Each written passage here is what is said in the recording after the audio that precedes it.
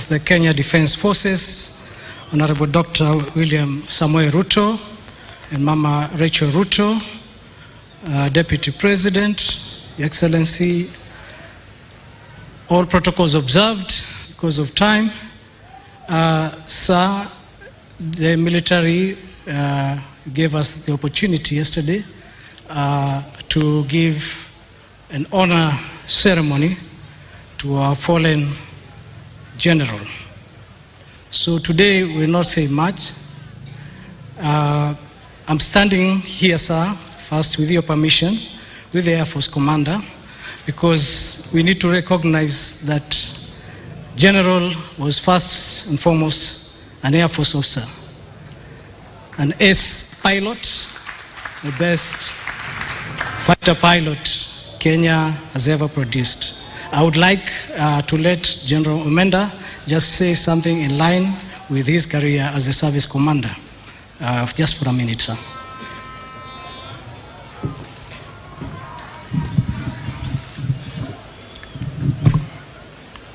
General Ogola was a fine airman.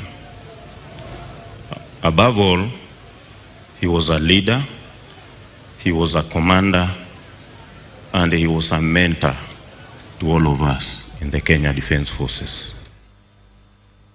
On behalf of all airmen, women, and the entire Kenya Defence Forces, I want to condole with the family and the entire nation.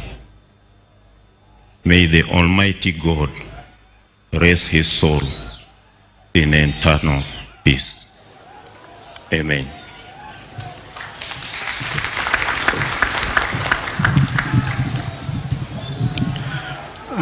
Mama Eileen Ogola, the family, we've had what Joy has said, and a sister. Madam, be assured that you are a KDF family, and we not only will do it because you are, but if we don't, His Excellency has already given those instructions that we must take care of you. He didn't have to because we are part of us, but we will definitely ensure that you are well taken care of. We wish to today, Your Excellency, just convey condolences of the KDF to the wider family of the late General, now that we are in his home area. Please accept our heartfelt condolences, as well as the people of Siaya and the general region of Nyanza, because this was your gallant son that you will be dearly missed. So kindly accept our condolences. Your Excellency, as has been mentioned, the General had friends far and wide. Today, Your Excellency, we have with us the CDF of the United Republic of Tanzania, General Jacob John Msunda. Could you please? Your Excellency, the CDF of Malawi, General Paul Valentino Firi.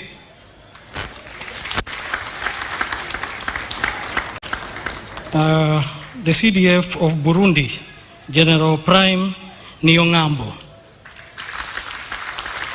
Your Excellency, the CDF of Namibia was on his way. However, due to some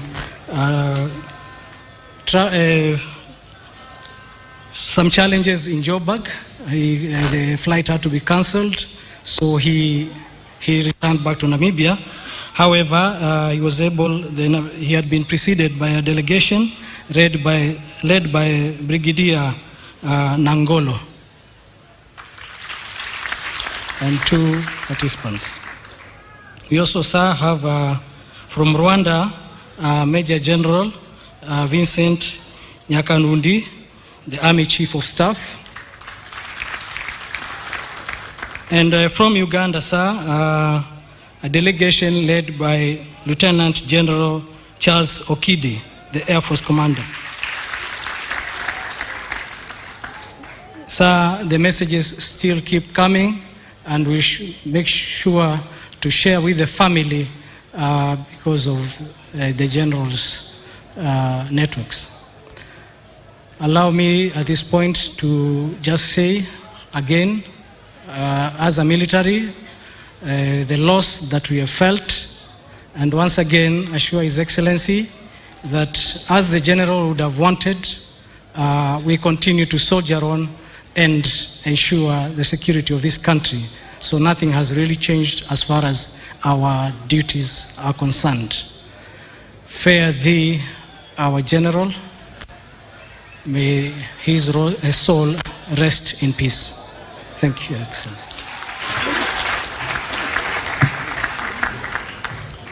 We now want to move to the part of tributes from the executive, and at this point allow me to invite the Cabinet Secretary for Defense, Honorable Aden Duale, to come and give his tributes and also handle the part of the executive. Welcome, sir.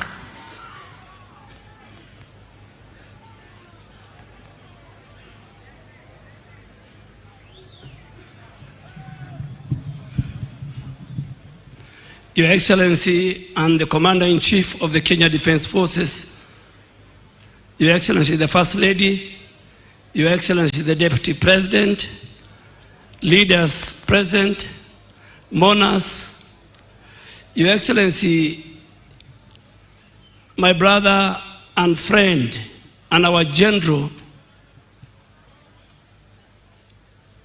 told us how his ceremony should be conducted and how he should be buried.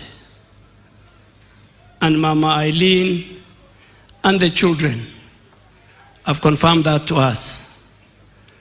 And in a very short ceremony, let me take this opportunity to invite the Governor of Siaya County,